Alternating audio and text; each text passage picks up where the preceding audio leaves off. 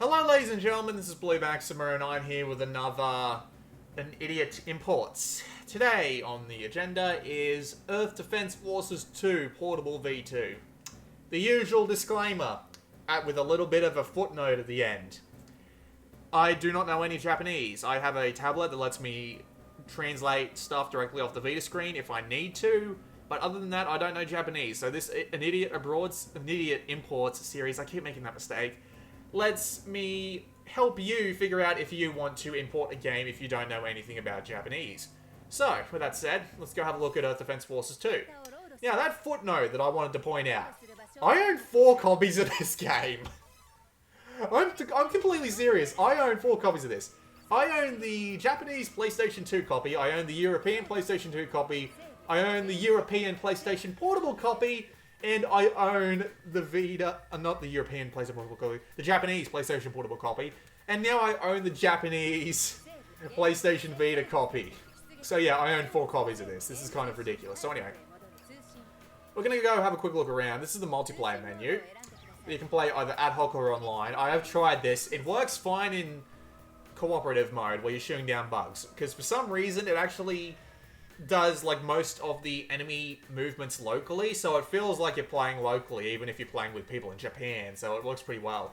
Here we've got the options menu. I've reduced the sensitivity a little bit and done stuff like that, but you don't need to change anything from this, so feel free to just ignore it.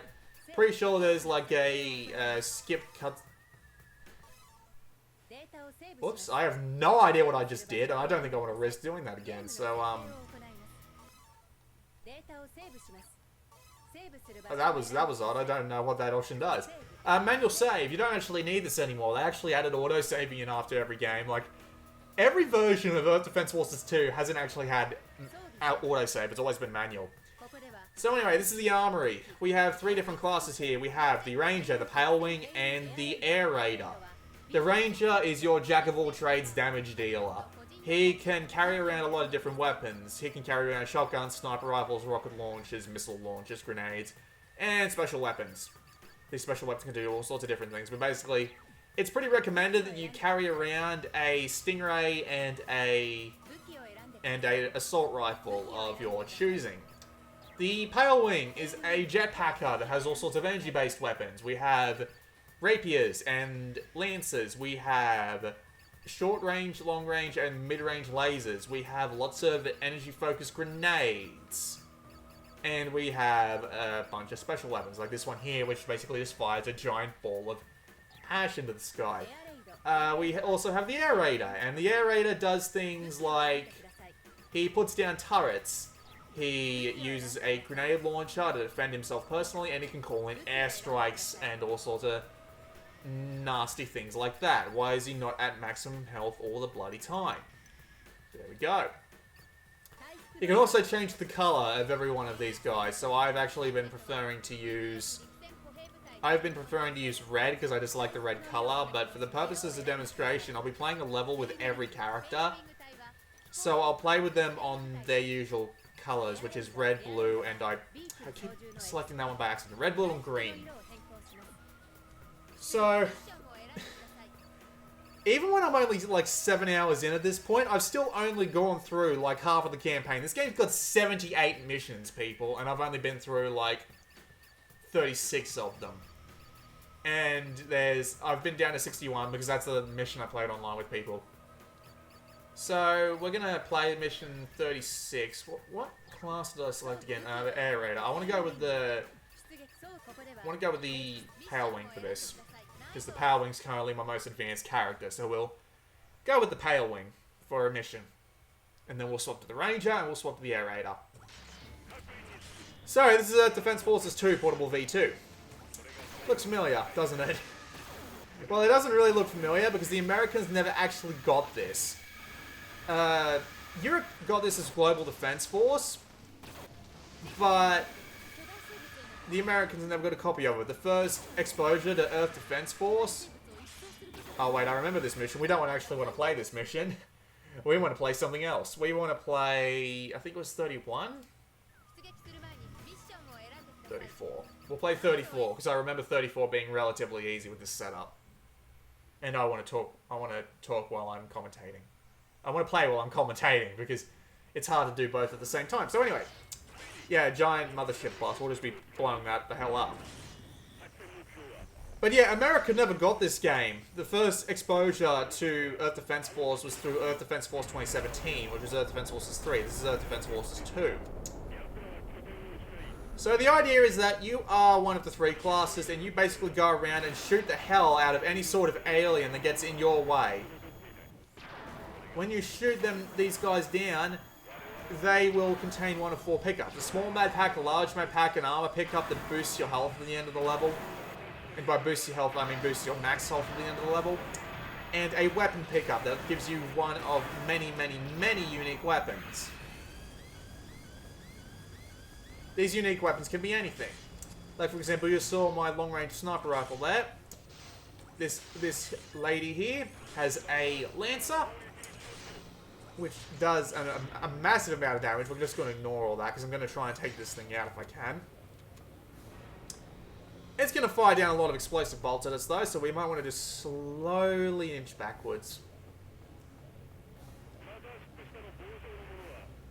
One thing you might notice about this game is that the performance is actually alright. I mean, compared to Earth Defense Forces 3, which would fall apart if you got just like a single Hector on screen, this is actually a pretty well-performing game. I mean, yeah, the frame rate's dropped like arse, but that's because there's about 1 million explosions on screen right now, because I'm currently sodomizing this guy with my long-range laser.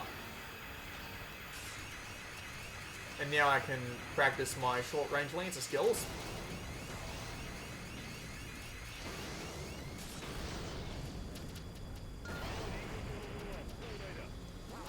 And you may wonder, what else is there in the game? Well, this is pretty much it. It's got variety in the form of its enemies, and the enemy variety in this game is actually higher than any Earth Defense Force before or after it. And I mean the portable version. I mean, Earth Defense Forces 2 and Earth Defense Forces 4 were about the same on the variety standpoint. Pretty sure I got the Mothership. We're about the same on the variety standpoint, but 2 Portable has actually added a ton of stuff to the game. Like, you have no idea how many different types of enemies added to this. Like the bloody caterpillars and the... Oh god, it actually started a second wave of attacks. Let's go and get that health kit. It actually added a bunch of enemies. Like, we're talking massive centipedes. And yeah, there goes the Mothership. It's gonna fall and it's gonna go right through the ground. It's gonna be awesome. This game is really, really just campy, and that's what I love about it. It even rips, like, Earth Defense Force 2025, which was Earth Defense Forces 4, actually rips the final boss from Earth Defense Forces 2 wholesale. So you can tell where the high quality of the game was, where they had to rip it. Alright, but yeah, that's a mission clear. We're gonna go play a more ground-heavy mission with the Ranger this time. But yeah, as her, you get to fly around and basically deal death as a glass cannon, which is always fun. You get to do massive explosions. So anyway, let's go with the Ranger. We'll pick a level back here somewhere. Yeah, there's a couple of centipede levels. This level... this'll do. And then we'll play the air raid on something even further back, just to demonstrate his abilities.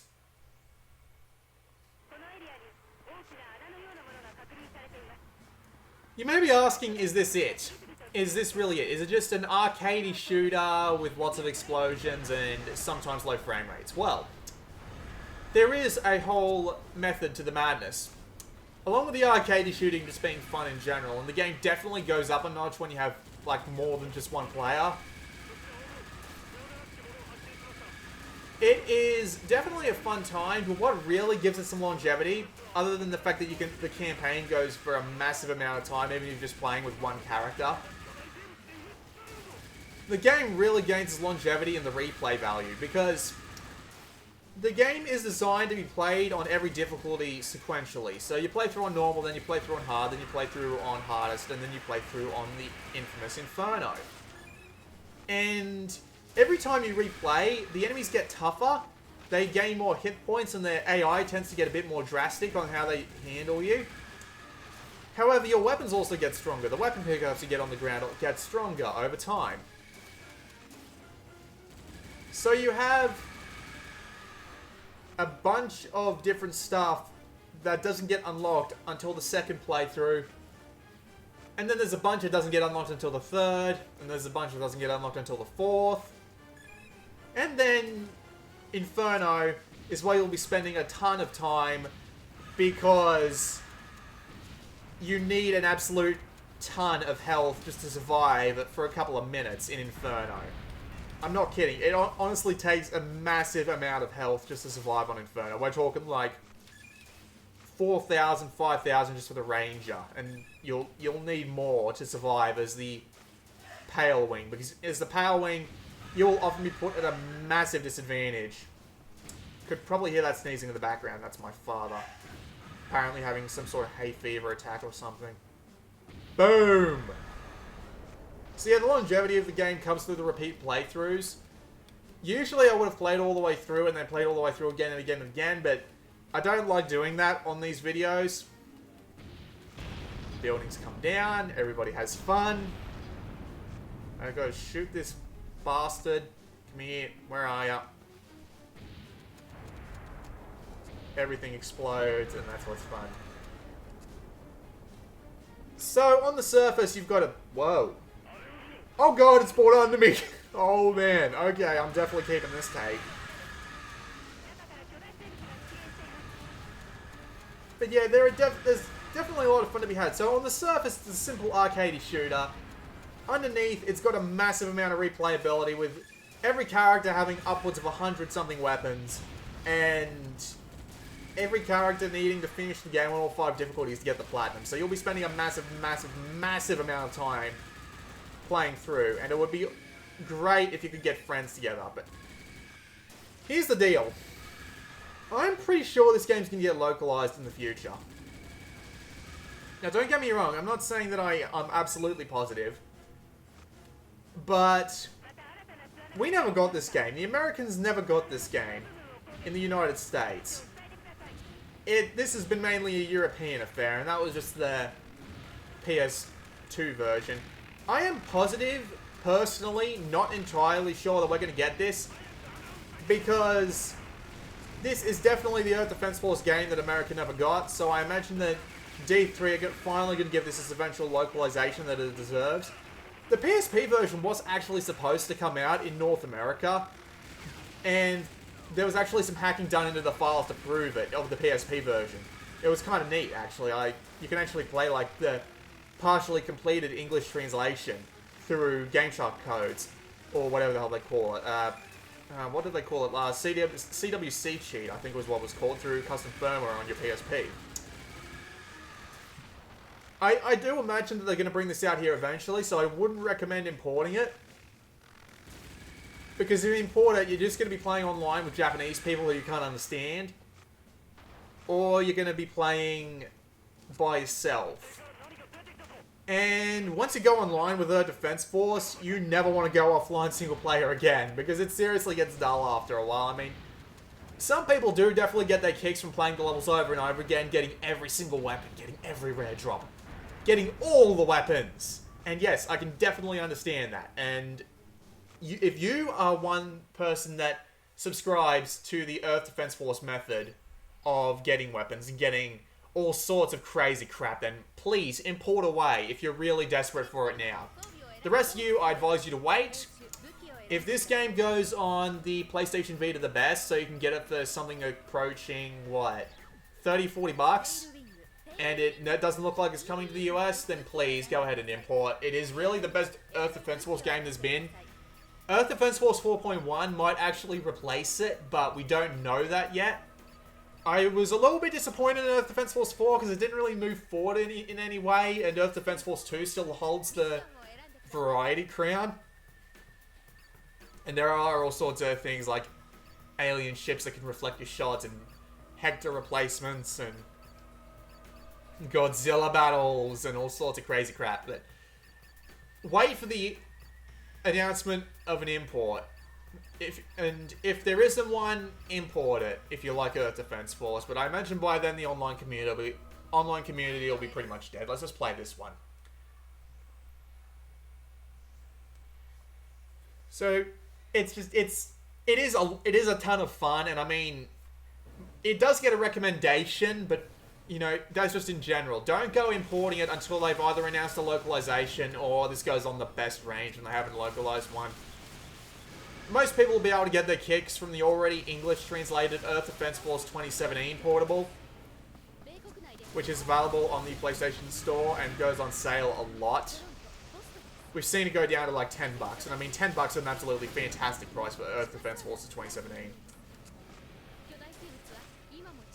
This guy's got turrets.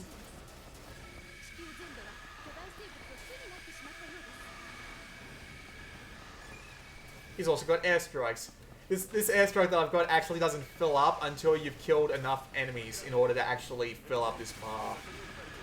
So you have to go killing enemies with this cool little grenade launcher. And there's this grenade launcher that fires like 20 rounds that explodes into this massive shower of sparks that just kills anything that you attach more than 3 to. It's kind of great.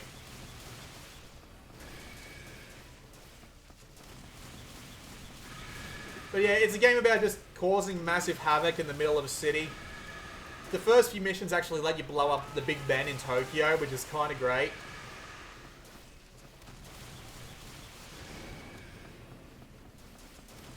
The rest of it takes place in Japan, though. I wonder what they'd call this game if they ever released it in North America, because this game actually takes place on a different storyline compared to Earth Defense Forces 3 and 4, or 2017 and 2025. This actually takes place in 2019, and introduces the Pale Wing, and it just has a different storyline, because it refers to this as the second invasion, although at this point in the 2017 storyline, it would be the second invasion, so it takes place in a different storyline. So I don't know what they call it. Maybe they call it Earth Defense Forces Z or something. They can't call it Earth Defense Forces X because that bloody awful Insect Armageddon. Actually, I'm just fangasming about Earth Defense Force here. I'm sorry, but they called it Earth Defense Forces X because it was the American-made one, and that's what they called it in Japan. So I don't think they'll be able to call it X. How slowly is that reload? Yeah, I'm gonna have to kill some more bastards. I wanted to see if I could actually, like, airstrike this tower, but unfortunately I'm just gonna have to blow it up. Draw distance! Falling buildings! The best! In arcade shoot-'em-up glory! In Earth Defense Forces 2. I may not sound that engaged by it, but I've played this mission like 3 times already, so... Earth Defense Force is always a good time, and I do recommend this one. It is easy to get into. You just need to play around with the weapons to figure out what they actually do. Do I have the airstrike yet? Yes! Throw it straight in front of me! I'm gonna blow myself up! Wait for it. Oh, I love doing that. Also, you can use the touchscreen to move the camera around, which is kind of neat. They did that in, Earth Defense Force 2017 Portable 2, but yeah, I blew myself up along with most of them. That was fun. But yeah, that was a quick look at Earth Defense Force 2 Portable V2. It is worth the import, just wait for the localization announcement. There is a ton of crazy crap that goes on near the end of the game, so trust me, it does get much crazier than that. It really, really does. And there's always crazier and crazier weapons, and yeah, it is honestly a great time. This has been Blue Maxima, and I'll see you all next time.